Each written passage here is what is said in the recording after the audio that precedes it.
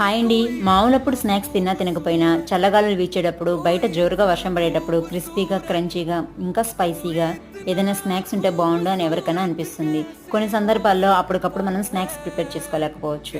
అలాంటప్పుడు ఒక్క బొట్టు కూడా ఆయిల్ వేయకుండానే ఎంతో క్రిస్పీగా, సూపర్ టేస్టీగా ఉండే స్పైసీగా మసాలా వేసి చేసే ఈ జొన్న అటుకుల మిక్చర్ని ట్రై చేయండి. సూపర్ టేస్టీగా ఉంటుంది.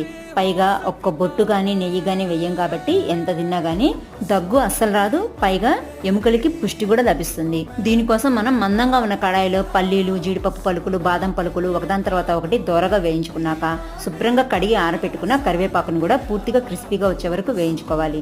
ఇప్పుడు కొన్ని పుట్నాలు కూడా వేసి ఒకసారి బాగా ఫ్రై చేసేసుకున్నాక పొలుచుగా ఉండే జొన్న అటుకుల్ని ఒక కప్పు నిండా వేసేసి ఒకసారి బాగా మిక్స్ చేసేసుకొని మనం ప్రిపేర్ చేసి పెట్టుకున్న మసాలా కారాన్ని కూడా వేసేసి మరోసారి కలుపుకున్నారంటే స్పైసీగా క్రిస్పీగా ఉండే జొన్న అటుకుల మిక్చర్ తయారైపోతుంది. వీడియో నచ్చితే లైక్ చేసి షేర్ చేయండి. Thanks for watching.